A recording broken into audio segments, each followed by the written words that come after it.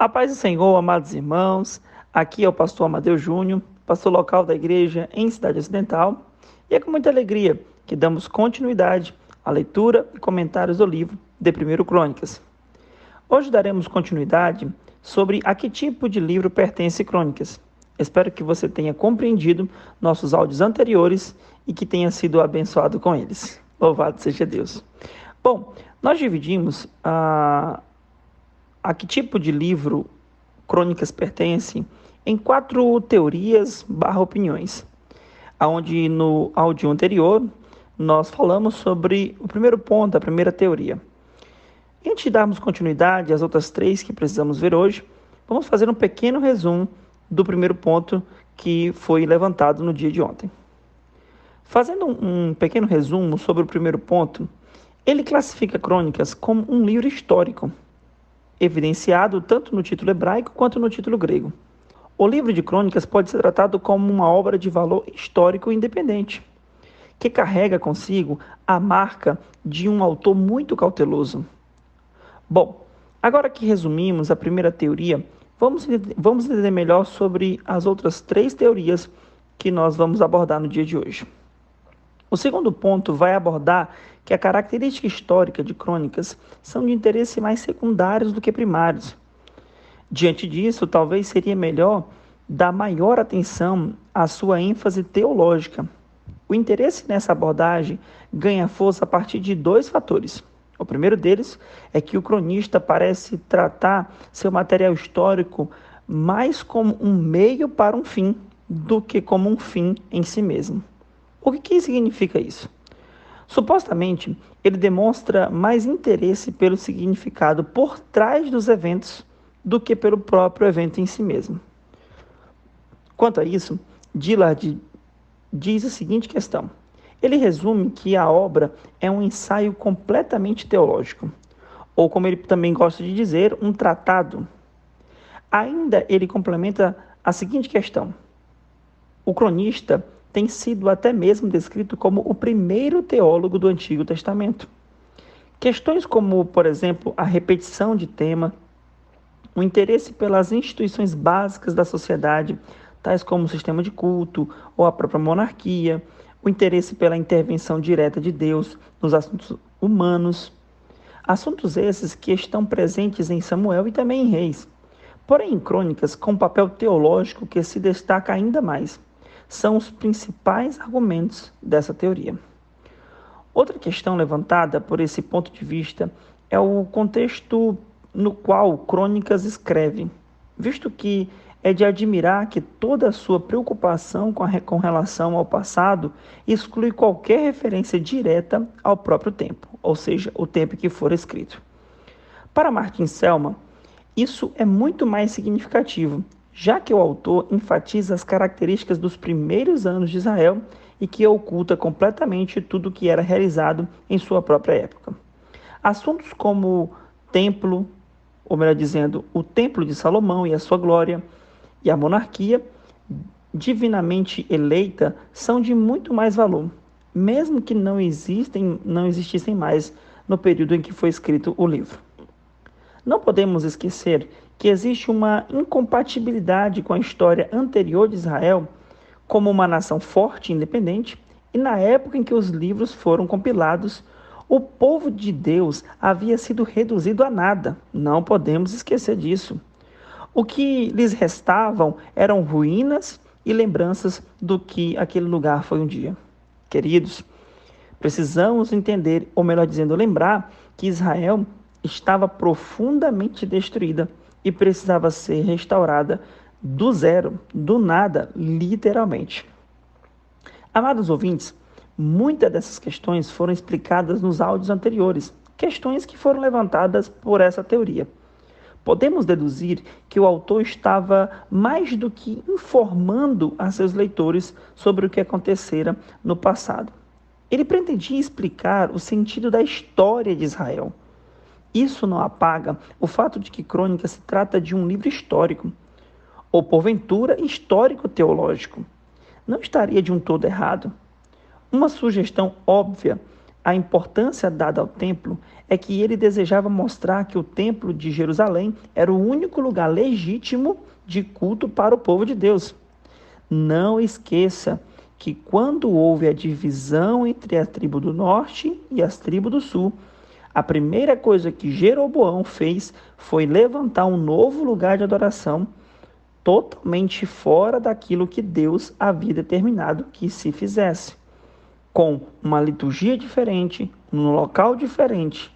Então, nada mais legítimo que essa importância dada ao templo pudesse ser relembrada para um recomeço de um povo de Deus. Também não podemos deixar de lembrar de que em Neemias capítulo 6, do versículo 1 em diante, quando já tinham edificado o muro e que nele já não havia mais brecha alguma, o que faltava agora eram apenas colocar as portas nos portais. E Neemias foi convidado por Sambalate e Gessem a que fosse encontrar com eles num povoado do Vale de Onom. Tudo isso para tirá-lo do foco de reconstruir os muros, pois era só isso que faltava para iniciar os momentos de profunda adoração descritas a partir do capítulo 8. Bom, outra grande atenção é dada à monarquia davídica.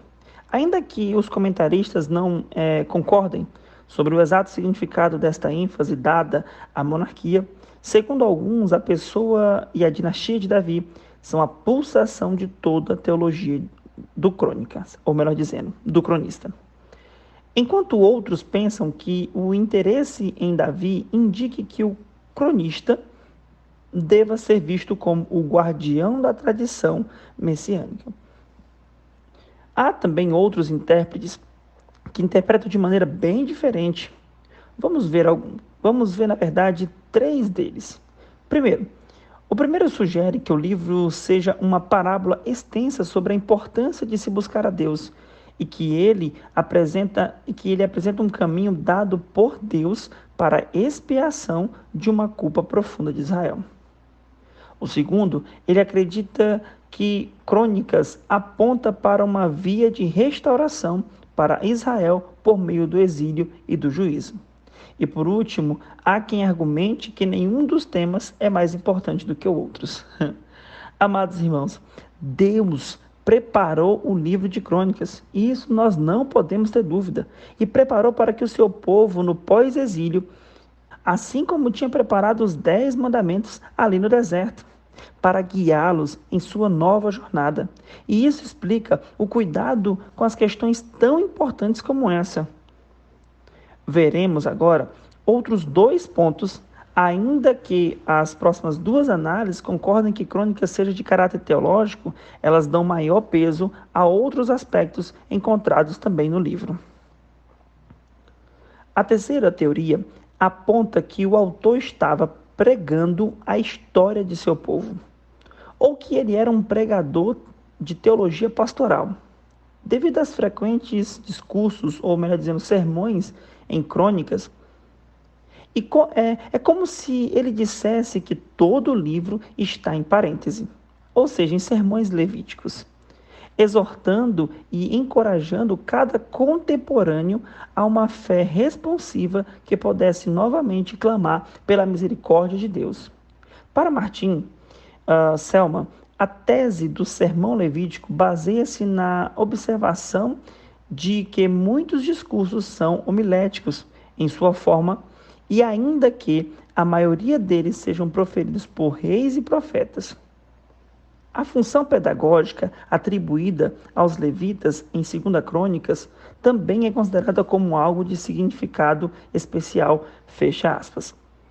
Queridos, fica difícil manter essa teoria, já que o estilo de escrita do livro de Crônicas é bem diferente do praticado em pregações hoje em dia. Como também a dificuldade de incluir os critérios claros para se definir o conceito de sermão do cronista e a ampla variação na forma dos supostos sermões. Ou seja, isso dificulta bastante acreditar nessa teoria. Ainda que as passagens relevantes mostrem uma familiaridade autêntica com as escrituras mais antigas, elas, por exemplo, raramente se baseiam em um texto específico, fica ainda mais complexo sustentar essa teoria, porque os supostos sermões levíticos quase nunca são proferidos por levitas. Ainda tem a frequência desses discursos com base insuficiente para aplicar o termo pregação a crônicas como um todo. Ou seja, seria algo bem difícil de mantermos uma ideia de que todo o livro de crônicas se trataria de uma pregação ou de várias pregações, como supostamente aponta a teoria.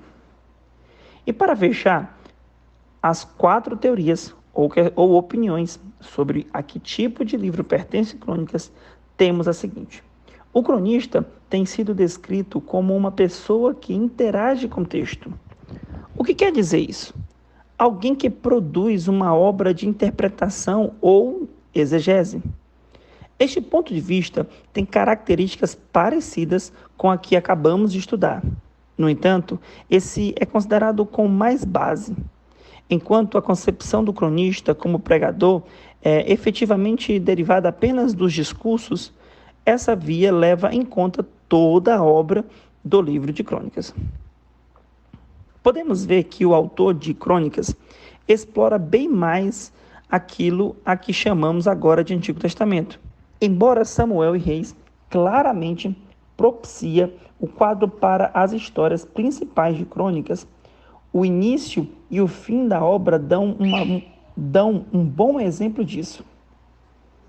Crônicas começa em Abraão, que é mencionado no livro de Gênesis, e termina com o Edito de Ciro em Esdras e Neemias, um livro que data aproximadamente da mesma época do cronista. Podemos encontrar ainda outras citações e alusões ao Antigo Testamento de forma frequente.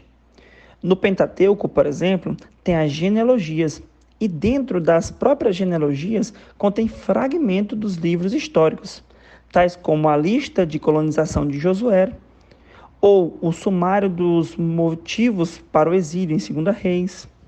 Até os salmos têm papel importante em crônicas, com trechos dos Salmos 96, 105, 106. Em 1 Crônicas, por volta ali do capítulo 16, podemos ver isso. Os livros proféticos também são frequentemente mencionados, como no uso de passagens de Ezequiel do capítulo 18 para formar a estrutura do relato de Joás e do reinado de Jotão, Acás e Ezequiel. Isso tudo agora já em 2 Crônicas.